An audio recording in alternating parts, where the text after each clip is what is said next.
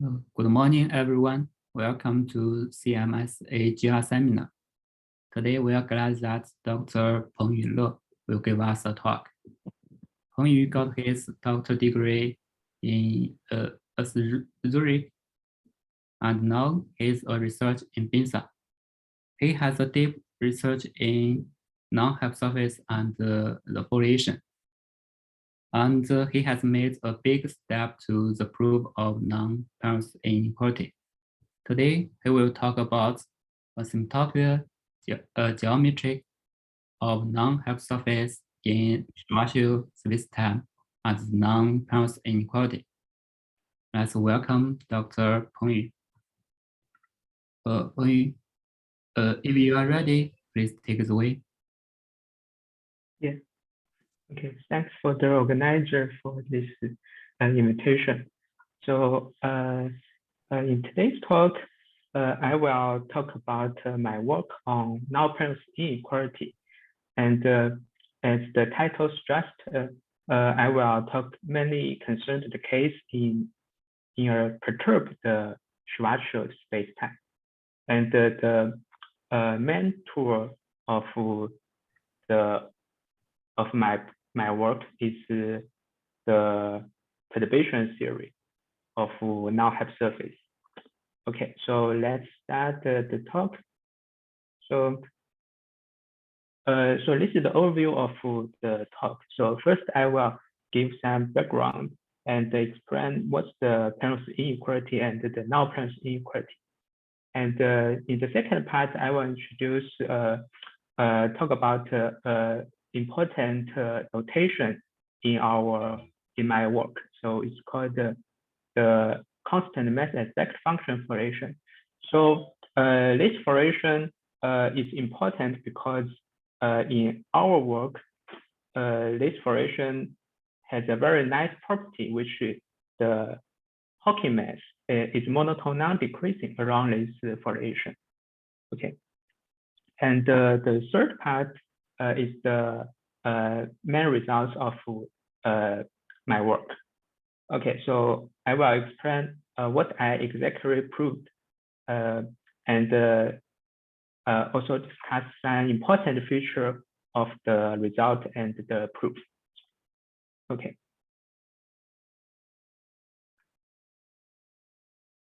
So for the background and the motivation, so I will go through quickly. Okay, so first the Einstein equation, which is discovered by Einstein in 1950. Okay, so which is this, and in this talk we are concerned in vacuum spacetime, which this equation is reduced to reach is equal to 0. Okay, and the Schwarzschild metric is the static spherical symmetric vacuum solution, and it takes this form and observe this metric. We see I is equal to 2m is special, and actually this can be removed by a coordinate transformation. So I is equal to 2m is actually the event horizon of the Schwarzschild black hole. Okay, so if we can see this more clearly in this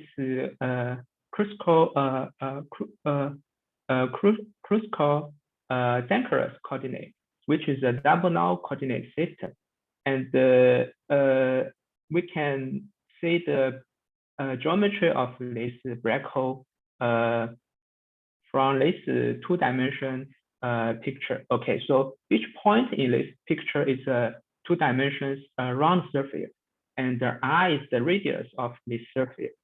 Okay, so this the spacetime is divided into several parts, and this I is greater than 2m is the exterior part, and I is less than 2m is the black hole part, and the layer boundary is the event horizon, which corresponds to I is equal to 2m, and so the derivative of the area or the derivative of the radius is important. So in the black hole region, the derivative of the radius are both negative towards future. which is actually this is called a Schwarzschild. Okay, so for this black hole, or and even more general, so as R goes to infinite, we can see the metric approach to the flat metric, the minkowski metric. So this is called asymptotically flat spacetime. Okay, so for such spacetime, Penrose introduced the idea of conformal compactification to define the infinite of the spacetime. So, okay, so this is the Penrose diagram of the Minkowski spacetime. Okay, so this is the time-like infinite, and this is the space-like infinite, and here connecting them is the non-infinite, non-infinity. Okay, and for the Schwarzschild black hole, this is the corresponding Penrose Penrose diagram. Okay, so this is the exterior region, and this is the black hole region.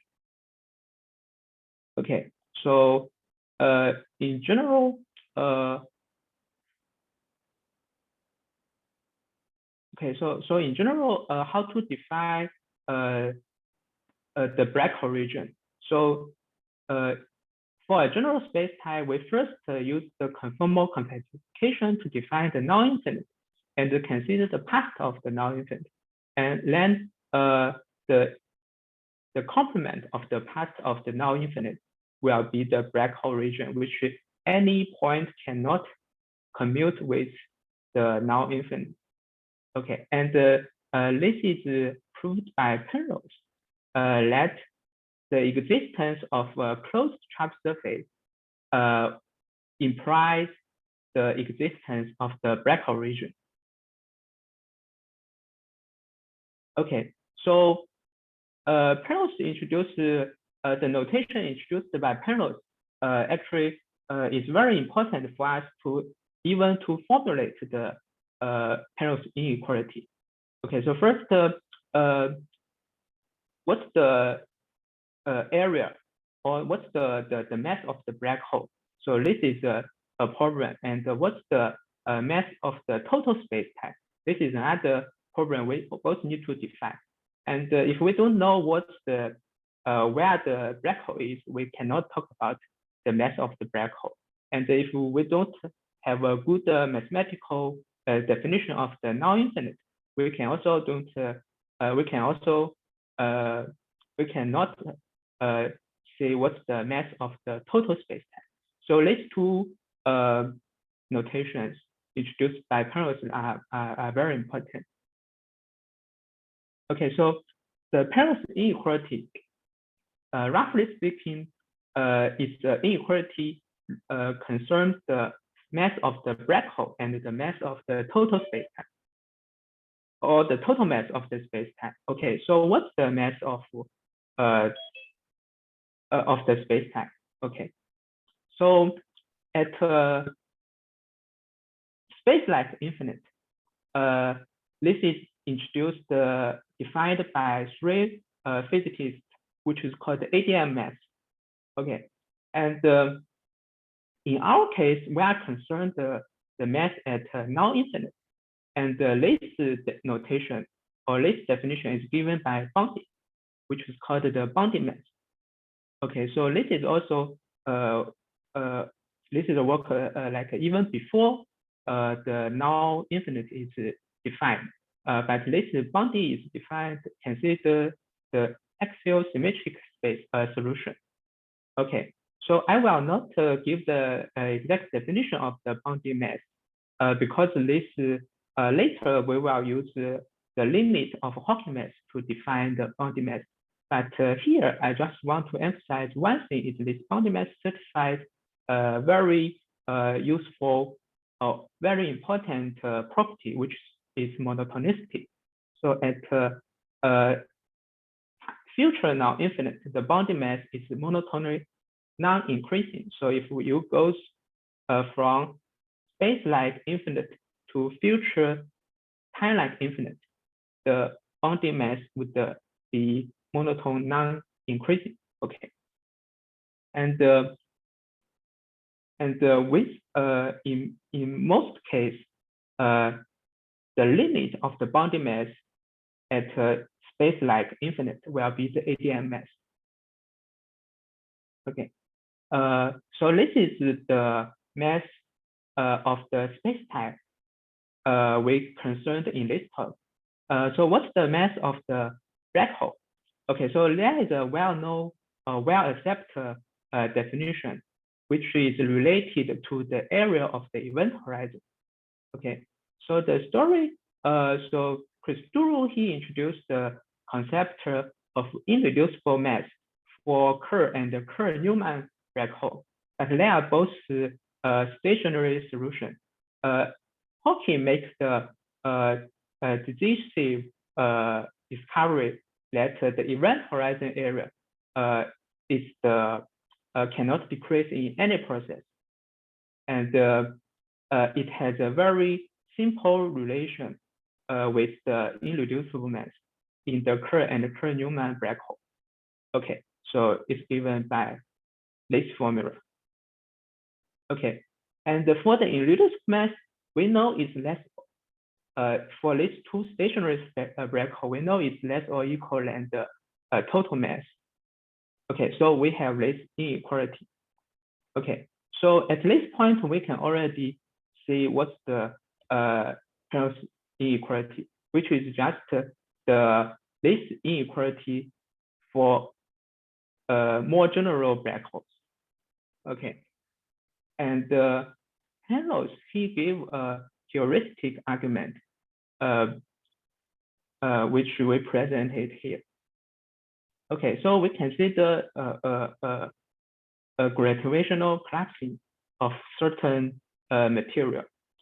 Okay, so inside the black hole, we assume we have a marginal charge surface. Okay, recall the charge surface is the a surface which its area decrease in both future directions.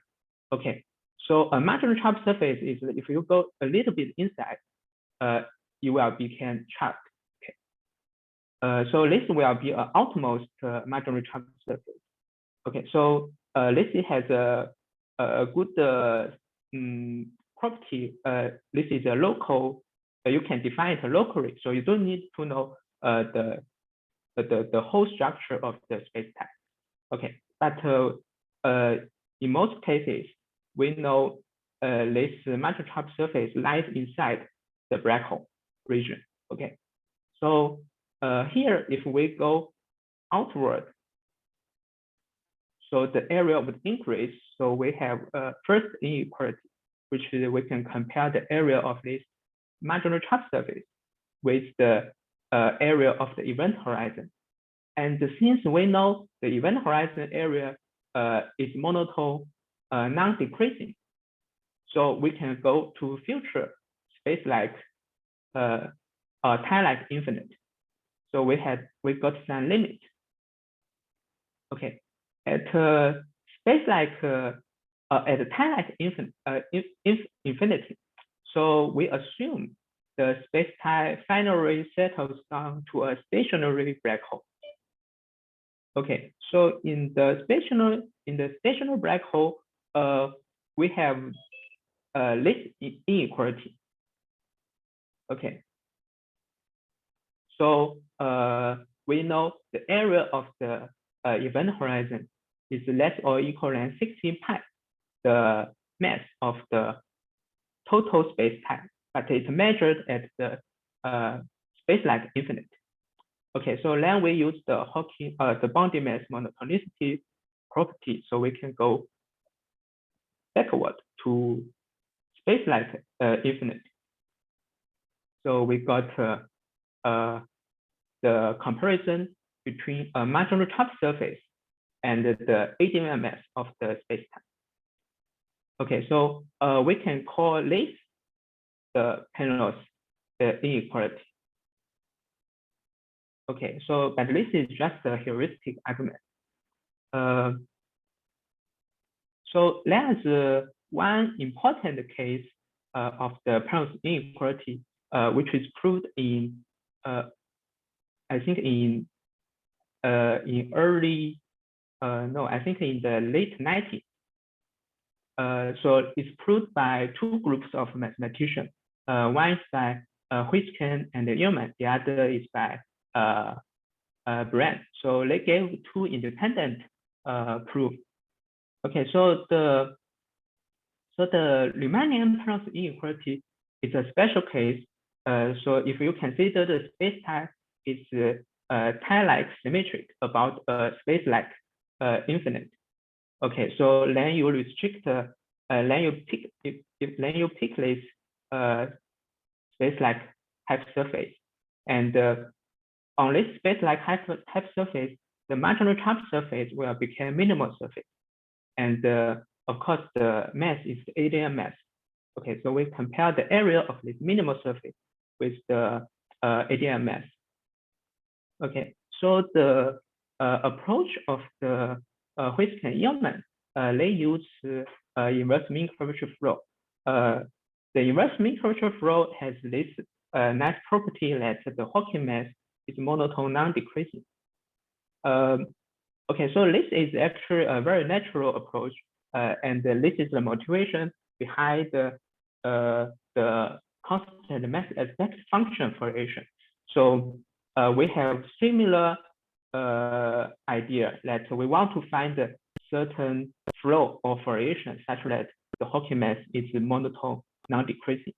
Okay, and the other approach by Brand is he didn't consider the variation of flow inside the manifold. Instead, he deformed the manifold. So he deformed the manifold or the metric by conformal deformation. Okay, so this idea is you could see similar idea would will also be applied by us.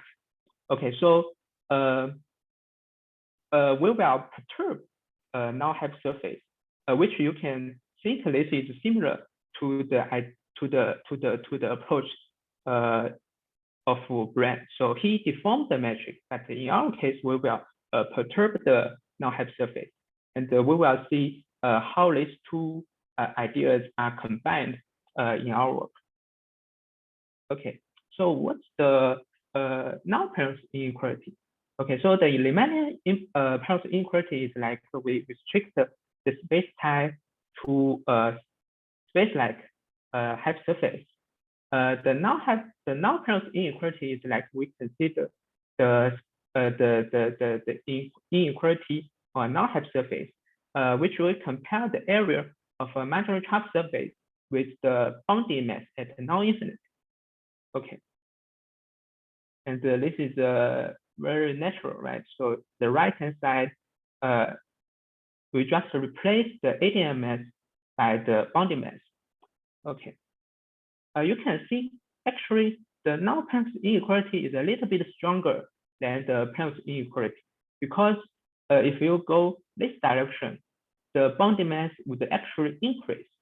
So if you know at this null hypersurface, the area of this marginal charge surface is controlled by the Bondi mass here, then by the monotonicity, it will be controlled by the ADM mass, but it's not the way, but the reverse way might not be true.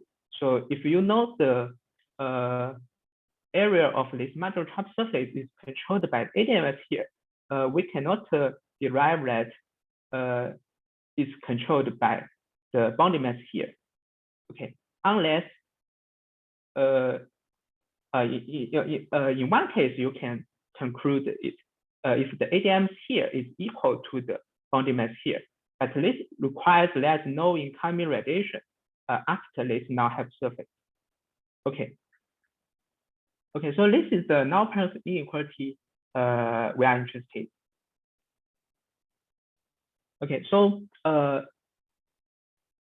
the second part, I will introduce this variation, and as I mentioned before, this variation plays a similar role of the inverse mean curvature flow in the space-like case. Okay, but to define it, it takes some efforts. So first, we need to introduce the geometry of a null hypersurface. So when we have a null hypersurface, how can we describe its geometry? So okay, so this is a null hypersurface which we denoted by underline C. Okay, and suppose we have a foration around of this null hypersurface, and associated to this foration, so we can define the corresponding null frame. Okay, so here this L and L bar, they are both null vectors, and this L bar is tangential to the null hypersurface. Okay, and since we have this foration, we require this foration. Yeah, so this L bar, when you apply to this parameter of the foration, is simply 1. Okay, and the second condition is a normalizing condition. Okay, so then if we have this foration, this frame is defined uniquely. Okay, so associated to this frame, we can define the so-called connection coefficient. So there are this chi and chi bar. They are second fundamental form of this surface, this two-dimensional surface, which is the leaf of the foration. Okay, so they are second fundamental form, and this eta is the torsion, which actually is the connection coefficient of the tangent of the normal bundle of this two-dimensional surface. And this omega bar is the acceleration. Okay, so it tells us this L bar, although it's null, but it might not be geodetic. So this omega bar tells us how much this L bar is away from being a geodetic null vector field. Okay, so this set of data, you could think they are actually first order quantity of the matrix, because they are really the connection coefficient or Christodoulou symbol. Okay, so because they are related to the current derivative, they are the coefficient of the current derivative of little frame. Okay, so like Christodoulou symbol, they are the first order quantity. So they are the first order derivative of the matrix. Okay, so also for the geometric information, an important thing is the curvature. So okay, so the curvature we defined later, but with this connection coefficient, we can already define what's the constant mass aspect function for Asia. So first, we first define this mass aspect function, which is the K, which is the Gauss curvature of the leaf of the foration, and minus the product of these two mean curvature. So this remember chi and chi bar, they are second fundamental form, and so their trace is simply the mean curvature, and this is the product of the mean curvature, and the minus the divergence of the torsion. Okay. So this method function at the first sight, you might ask why we define it like this. So the first thing is it has a very natural relation with the Hawking mass. If you take the integration of this mass function, it gives you the Hawking mass. Okay. And second, actually, if you take the derivative of the Hawking mass around any foration, so this mass aspect function will show up naturally. But the formula, I didn't write down the formula here. But I just want to convince you that although this function seems quite unnatural, but that's the way that this function appears naturally from the derivative of the Hawking mass. Okay, so what's the constant mass aspect function fluctuation? So it simply means the fluctuation is a constant around each leaf. Okay. And yeah, so this is the origin of this fluctuation, this function. Okay. Okay, so okay, so I forgot to mention. So around this fluctuation, if you consider a space-time which is a perturbation of the Schwarzschild black hole, and if the null hypersurface, so if this null hypersurface is nearly spherical symmetry, so it's not far from spherical symmetry, then around this fluctuation, the Hawking mass is monotone, non-decreasing. Okay, so this is it's because of this property we consider this fluctuation. So we hope this fluctuation will play a similar role like the inverse mean curvature flow in our proof of the Null Penrose inequality. Okay, so of course, if we try to use this fluctuation, we must obtain the geometry of the fluctuation. Okay, so around this fluctuation, we already said the matrix. So we can restrict the metric on this null hypersurface and restrict the metric on each leaf. And we have the connection coefficient associated with this leaf. Okay. So they are both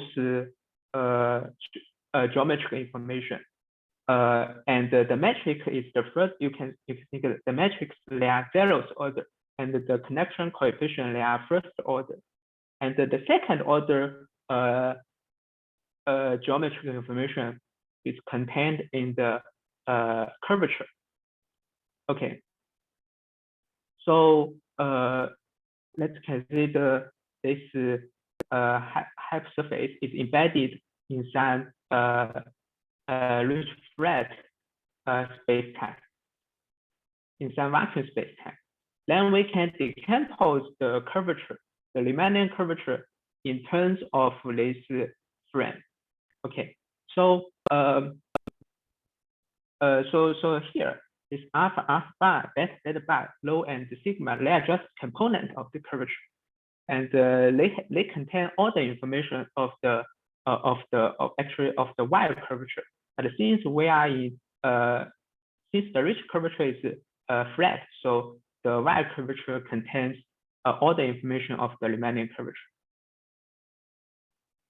Okay, so when we talk about so in this talk, when I talk about the geometry of the null hypersurface, I really mean the matrix restrict on this null hypersurface, the connection coefficient, and the curvature component.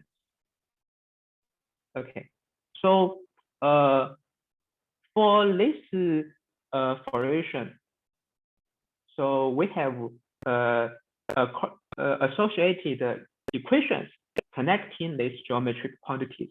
Okay, so first it's from the definition of our fluctuation, we know the mass aspect function is a constant, and we can parameterize our fluctuation by area radius. So this V just this parameter nu just tells us the change of the area radius. Okay.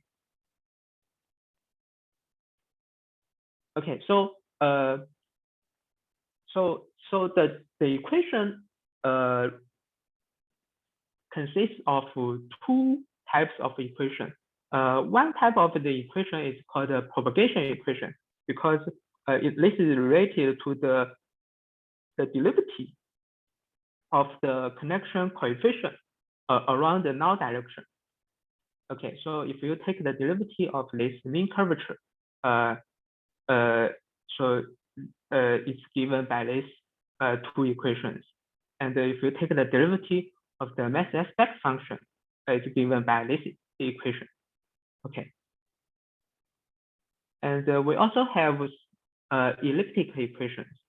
So the first equation is a elliptic equation of the acceleration, and these two are the elliptic equation for the shear. And this is the elliptic system or the Hodge system for the torsion. Okay, so if you look at the structure of these equations, so assume the curvature are known. So like here, bed, here bed bar and bed and low sigma. If we assume this curvature are known, then these equations form a coupled system of the connection coefficient. So by solving this equation, so in principle, we can get all the connection coefficients from the curvature, right? Okay, so yeah, so this is how we use these equations to study the geometry of the formation. All right, and of course, when we have this definition of formation, we ask whether this formation exists, or if it exists, does it exist globally? Okay. So in a certain case, we can prove the formation exists globally. So this is the case considered by Sauter. He's also a student of Christodoulou, and so here we consider a spacetime. So here we have a null hypersurface, which starts from a marginal type surface and extends regularly all the way to past the null infinite. Okay, so we assume this surface is regular. Okay, and moreover, we assume this is nearly spherical symmetry, which means it's just a perturbation of the spherical symmetric null hypersurface in the Schwarzschild spacetime. Okay, and for such null hypersurface, Sauter proved the formation exists from sigma 0 from this marginal type surface and all the way to past null infinite. And as we said before, the Hawking mass is monotone non-decreasing around this direction. Okay. And now we can apply this formation to the Null Penrose inequality, right? So Sauter's construction. So around this null hypersurface, we have this formation, and this Hawking mass is monotone non-decreasing. So we have the Hawking mass of the marginal type surface is less or equal than the limit of the Hawking mass at null infinite, right? So if the limit of the Hawking mass is equal to the bounding mass, then we actually prove the Null Penrose inequality, right? Because actually in the Riemannian Penrose case inequality, in the proof of Huisken and Yeoman, they do prove that the limit of the Hawking mass around inverse mean curvature flow converges to the ADM mass. Okay, but the problem is in our case on a null hypersurface, the limit of this formation might not be the bounding mass, and actually in most cases, this limit is not the bounding mass. This is related to the asymptotic geometry of the formation at null infinite. So this is the title of my talk. So why we are concerned the asymptotic geometry of the null hypersurface. Okay, actually this formation. Okay, so if you look at this picture on the left, so this formation you can see when it goes to infinite, the geometry is not a round surface. Okay, so this formation is not asymptotically round. Okay, so in this case, this limit actually we don't know whether we don't know whether this has a clear physical meaning. Okay, so it has some limit, but we don't know the meaning of this limit. Okay, on this in the picture on the right, so the formation is round at infinite. Okay, so then this formation actually defines a reference frame. Okay, and this limit is actually the bonding energy measured with respect to this frame. Okay, so all of this is good. So if the formation is round at non-infinite, we have some meaning, physical meaning of this limit. But let's still a gap between the energy and the mass. Okay. So now we see applying Sauter's construction and apply this approach of constant mass function formation. We need to overcome two difficulties. The first difficulty is can we prove that the formation is round at non-infinite? Okay, so this is the first difficulty. The second difficulty is even we proved the geometry is round at non-infinite, can we show that this is actually the bounding mass instead of bounding energy? Because we know the energy would greater or equal than the mass. So the energy is larger than the mass. So this is the extra difficulty we need to overcome. Okay. Okay, so now you can see we have some similar idea like the proof of brand. So, and this is proposed by Christodoulou and Sauter. So we know that on one single null hypersurface, the formation is fixed. If we fix the marginal top surface, and then this formation is fixed, and at non-infinite, its geometry is also fixed. So we don't know whether this is round or not. But if we introduce a further degree of freedom, so if we allow the null hypersurface to be perturbed, and if we allow this marginal top surface to be perturbed, then we introduce a further degree of freedom. So this is the idea. So we try to perturb nearby this marginal top surface. Okay, so we hope that we can find a nearby marginal top surface that around this new null hypersurface, the corresponding formation will be round. And at past the non-infinite, it's not only round, but it also defines the limit of the Hawking mass, defines the bounding mass instead of bounding energy. Okay, so this is our hope.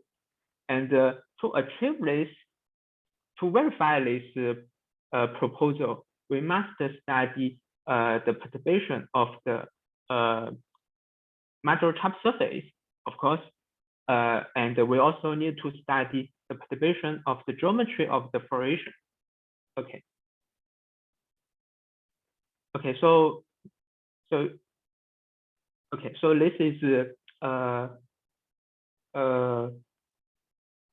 yeah. So this is basically what I did is I verified this approach. May I ask a question? Yeah, sure. You just say perturb. I mean, in after perturbed is still the trapezoid surface. No, actually, so it's a question we need to solve, like to find all the marginal trapped surface near sigma 0. Okay, so this is sigma 0, right? So an arbitrary surface nearby might not be trapped, marginally trapped. Okay, so we Yes. need to find out all the marginal trapped surface nearby sigma 0. So yeah, okay, so actually we can characterize this set. Okay, okay, thank you. Yeah. Okay, so yeah, so my work is I verified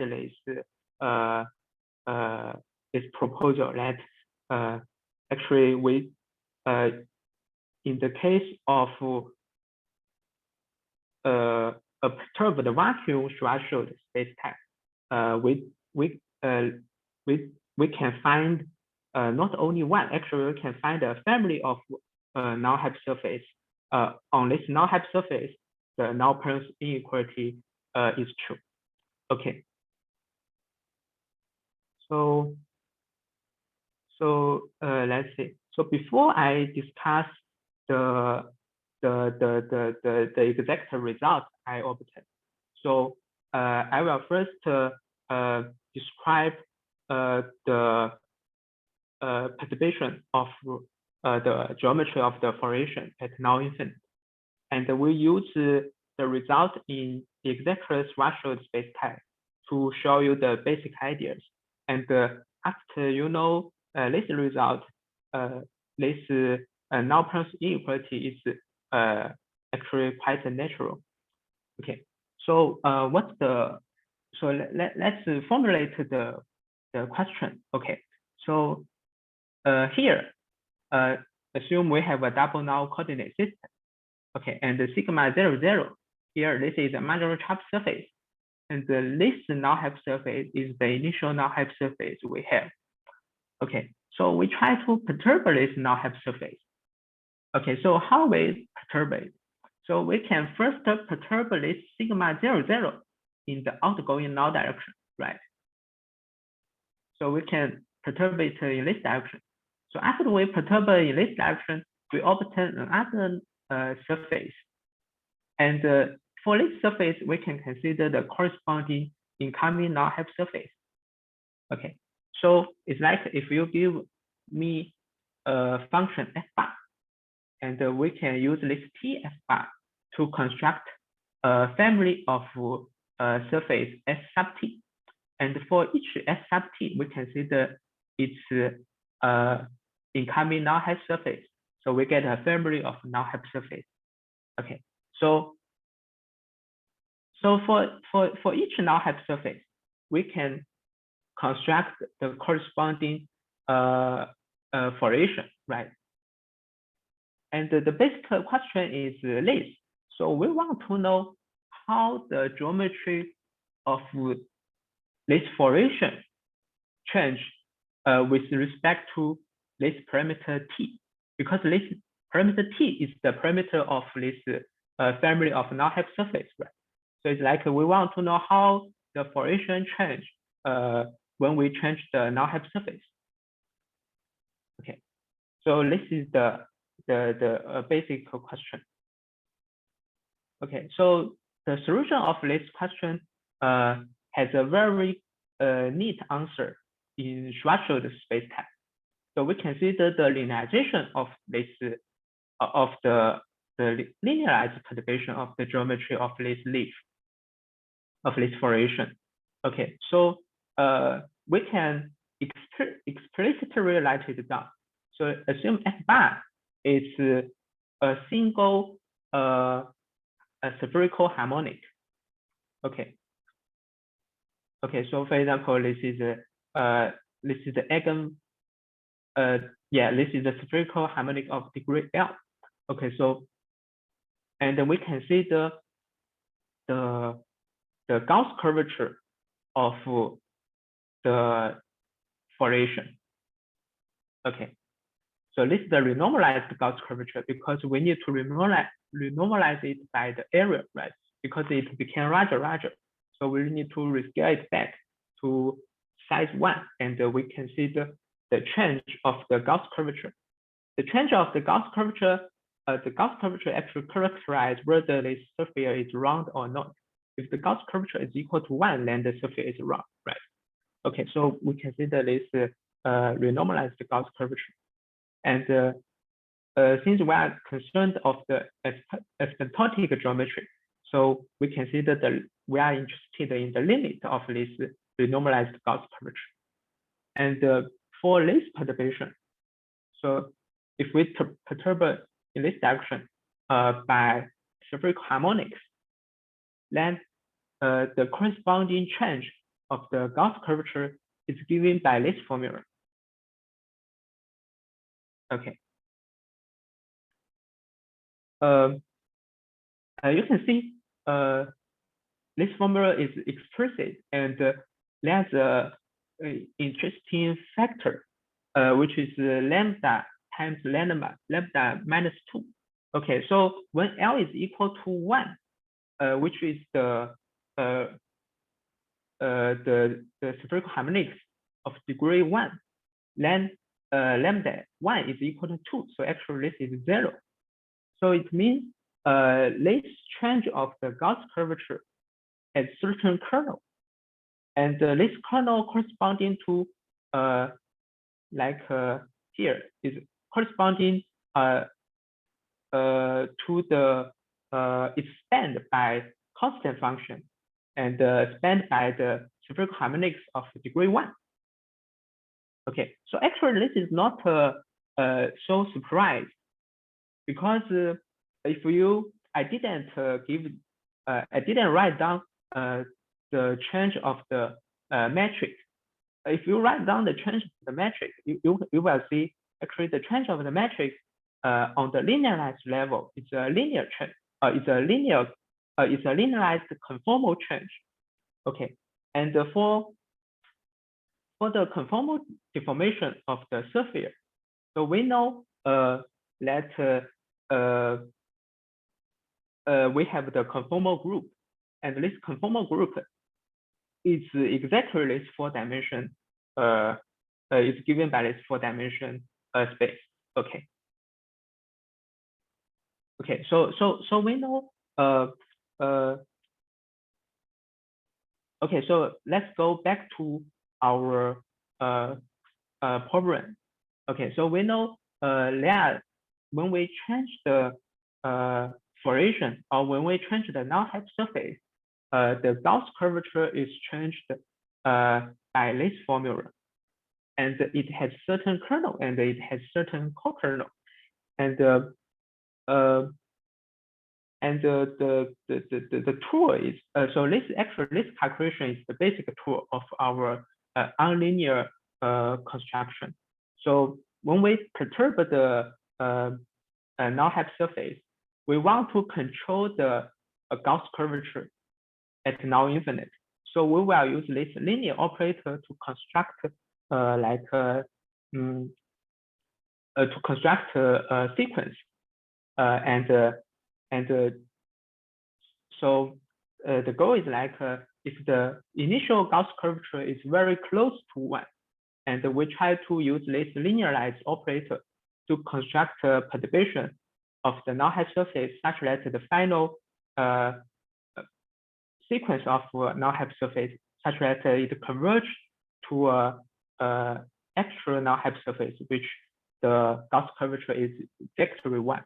Okay, so this is the idea of inverse function theory. Okay. Okay, so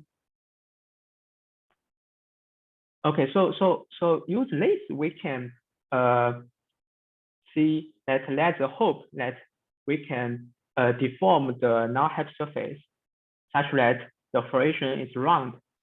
But how about the second problem? So even we get the formation is round, is this formation is the limit of the Hawking mass is the Bondi mass instead of the Bondi energy. Okay, so whether it's the Bondi mass or the Bondi energy, is related to the linear momentum. Okay, so we have the following. So we can also calculate the linearized perturbation of the linear momentum. Okay, so if we consider the formation, if we consider perturbation in the kernel, okay, so inside this kernel, we can although the Gauss curvature is not changed, but the kernel will cause change in the linear momentum. Okay, so if you look at if you consider the linearized perturbation of the linear momentum, is given by this formula. Okay, so this tells us actually we have hope that by deforming the null hypersurface in this kernel, we can make the linear momentum become 0. If the linear momentum is 0, then the Bondi energy is actually the Bondi mass. Okay. So now I think I can state the result I obtained. Okay. So in our spacetime, so for this series I state later, I'm always consider vacuum perturbed Schwarzschild spacetime.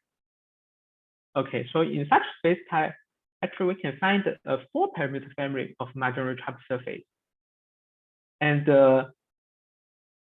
for this and the corresponding formation is around at non-infinite. Okay, so this 4-parameter corresponding to the dimension of this kernel. Okay, so since this 4-parameter family of matrix hypersurface, the corresponding formation is asymptotically round, so they define the reference frame. So we can compare the area of the marginal trapped surface with the Bondi energy. Okay, so now we still have some gap between the Bondi energy and the Bondi mass, and then this gap is overcome using this 4-parameter family and the perturbation of the linear momentum. Okay, so in this 4-parameter family, we can find a 1-parameter family of marginal trapped surface, such that the corresponding formation and the corresponding linear momentum is equal to 0. So if the linear momentum is equal to 0, we call it center of mass frame, and the corresponding energy is actually the mass. Okay, so yeah, so this is the theory. Okay, so actually we can find 1-parameter family of marginal trapped surface, and on this null hypersurface, the Null Penrose inequality is true. Okay, so and the last theory we see in this 1-parameter family, actually we can find at least one marginal trapped surface. It has the same area with the original marginal trapped surface. Because don't forget, actually we start from the sigma 0, 0, and we find 1-parameter family of marginal trapped surface, such that on the corresponding Null Penrose inequality is true. But how about the original marginal trapped surface? So we can show there exists at least one marginal trapped surface in this 1-parameter family. It has the same area with the original marginal trapped surface. Okay. and then we can obtain the final result. Yeah. So this marginal type surface area is controlled by some bounding mass. Okay. But of course we still have so this bounding mass is not the bounding mass corresponding to the original null hypersurface. It's the bounding mass of some nearby null hypersurface. Okay, but if we go all the way to space like infinite, it's still less or equal than the ADM mass. So you can think we prove some space-time version of the Penrose inequality that for an arbitrary marginal type surface, we can control its area by the ADM mass. Okay. Okay, so this is the result I proved. Okay. Okay. Yeah. Is there any question up to now? I found I maybe okay. It's just half an hour. Okay, so if no, I will go further.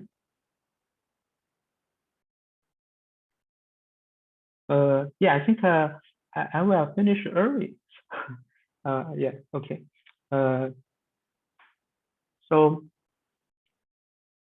yeah, so here, first I will discuss two further problems. So the first is how we find all the closed marginal type surface nearby the original one, and the second is I will discuss what type of perturbation I considered in this work.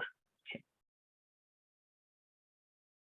So the first is how to find all the closed marginal type surface near the original one. Okay, so sigma 0,0 is a marginal type surface, and we know this spacetime is a perturbation of the Schwarzschild spacetime.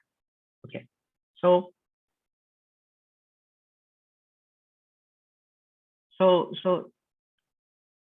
we want to find all the closed marginal type surface nearby this sigma 0,0. Okay, so to find it, first, of course, we need to describe arbitrary space-like surface, right? So here we make use of the double null coordinate system. Okay, so sigma 0,0, this is a marginal type surface, and nearby this marginal type surface, we have a double null coordinate system. And an arbitrary space-like surface actually can be described by two functions. Okay, so here in this picture, so sigma is a space-like surface near sigma 0,0. Okay, so we can think sigma is obtained from sigma 0,0 by two procedures. The first procedure is we deform sigma 0,0 in the outgoing direction. Okay, so how much we deform sigma 0,0 gives us one function f bar.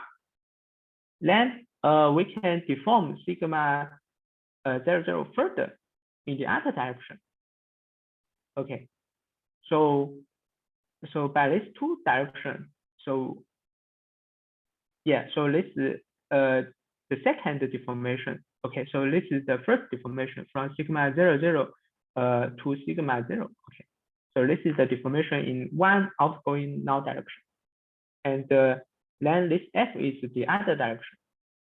Okay, so it means an arbitrary space-like surface nearby sigma 0,0 can be described by two functions.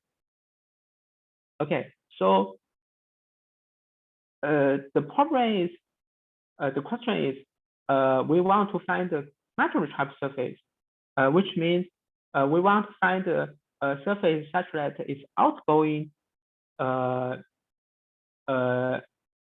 mean curvature is equal to 0. Okay, which is like this equation. It's just chi is equal to 0. we need to solve this equation. Okay. How to solve it? So of course, we need to express this mean curvature in terms of f and f bar, right? Okay, so the general case it's quite involved, but in a special case, you can see the structure very clearly. It's the following. So let's assume our spacetime is exactly the Schwarzschild spacetime, and so here we have two functions like f bar and f, and let's assume f bar is equal to 0. Okay. If we assume f bar is equal to 0, so the formula of trace chi is very simple. It's simply the trace chi at this point minus twice the Laplacian of f plus this. Okay. So if you look at the top order, it's just the Laplacian of f. So this is simply elliptic equation. So we just need to solve this elliptic equation. Okay. So the result is the following.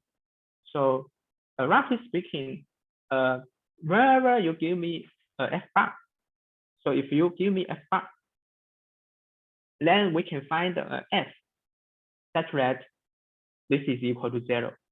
Okay. So here this is f bar is equal to 0, but this f bar is on 0. Then we give some extra terms. But for f, it's still its top order is still elliptic equation. So it's like when we giving f bar, so we are still solving elliptic equation of f. Okay, so yeah, so this is the result. So how to find the closed marginal trap surface near sigma 0, 0? Okay, so the result is when if you give me f bar, so it's like if you give me f bar, then it means this null hypersurface is fixed, and then we can show inside this null hypersurface there exists a unique marginal trap surface sigma. Okay. So from the point of view of PDE, so it's like for this PDE, so whenever you give me f bar, we can find f which solves a unique f solves this equation. Okay. Of course, since we are concerned of a marginal trap surface near sigma 0, 0, so this f bar is small in norm, in some subgroup norm. Okay. So in the Schwarzschild spacetime, so actually all these closed marginal trap surface, they lie on the event horizon. Okay, but if the spacetime is a perturbation of the Schwarzschild, this is not true anymore. So we don't know. So we have the modular space of the closed marginal trap surface, but they might not lie on a single null hypersurface. Okay, so actually you can prove the converse is true.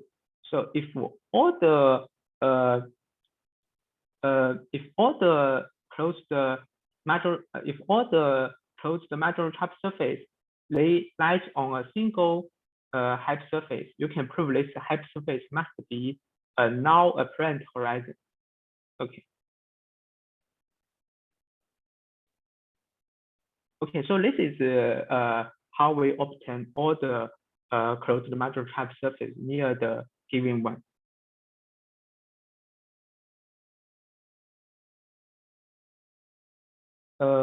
Yeah.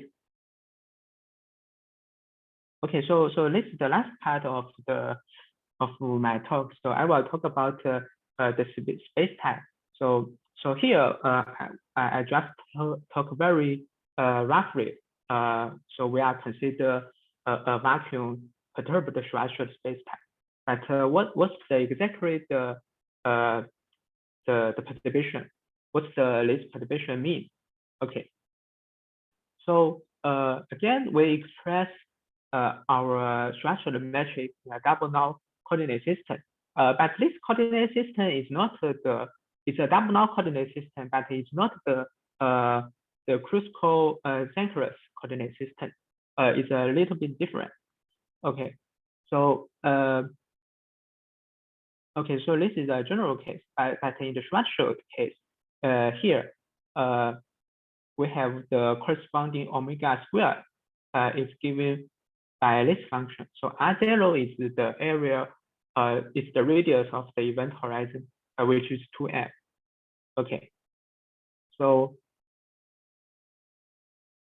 and this part is simply R squared times the round metric, and this radius R is given by this equation.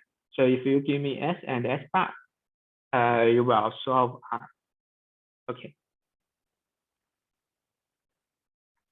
Okay, so we make use of this double null coordinate system. And now we can describe the assumption of the perturbation. So the perturbed metric is close to Schwarzschild metric. So first we can compare the area radius. So we consider its quotient is close to 1. Okay, so this parameter epsilon tells us how much the closeness is. Okay. And this omega, you can show that if S is equal to 0, and actually this omega is equal to 1.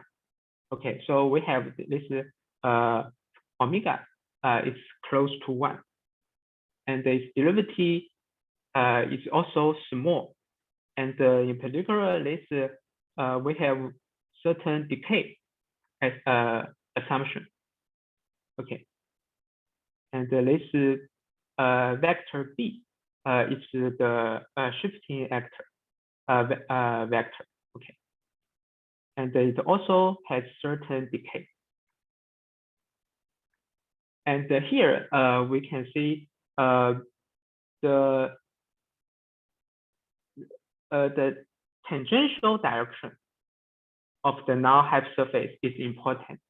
So if you have like a list ds, okay, so this ds direction is important because when we take a derivative in this direction, we have better decay. Okay, so you might ask why we need this, or why this can be assumed. Okay, the reason this can be assumed is because in the result of nonlinear stability of Minkowski, we do have this phenomenon, like like in this outgoing direction, when we have more derivative in this direction, then the decay behavior is better. Okay. So actually we use the global nonlinear stability of Minkowski to justify our assumption.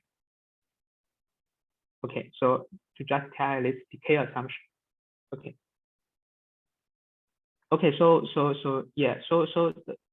this is the metric component, and we also compare the connection coefficient. Okay, so it's similar. So we have certain decay assumption. We compare its difference with the corresponding value in the Schwarzschild spacetime. Okay. Yeah, and similarly for chi and chi bar.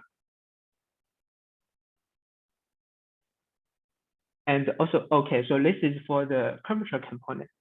Okay, so I want to emphasize one thing. So yeah, I want to emphasize two things.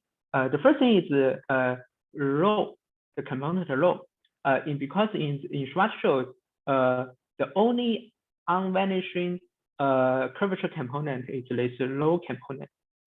Okay, so in the Schwarzschild, this rho is equal to R0 over r to the r over it's r0 over a cube of r. Okay, so that difference is controlled by epsilon times r0 over cube of r. Okay, and the second thing I want to emphasize the decay of beta bar and alpha bar. And here you see there's certain a power of r to the minus 5 halves, and this is r to the minus 3 halves. Okay, so this is related to the peeling property. Okay, so this rate, this decaying rate, is the decaying rate obtained in the global stability of Minkowski.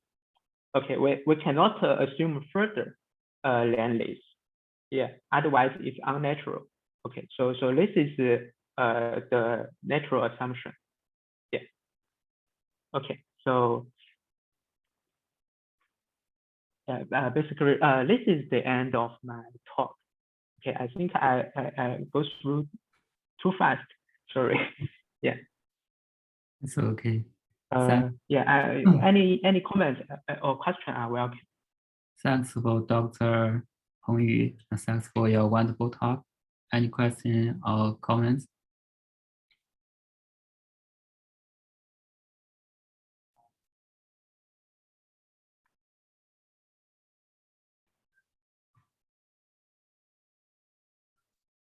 Any more questions? Sorry, I cannot hear any. Yeah. So if you have any question, you can just unmute yourself. So the difficult to extend the result to general case is the existence of the constant mass foliation. Can you hear me?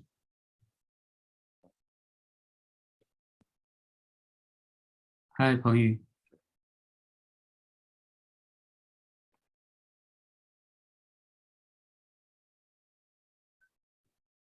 Pengyu.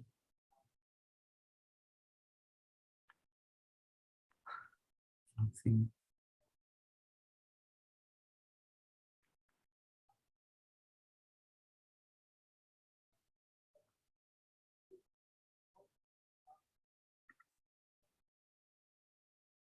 Pengyu, can you hear me?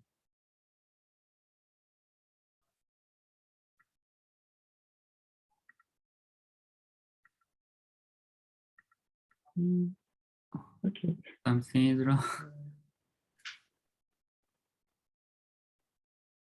Yeah. Hi, can you hear me? Sorry,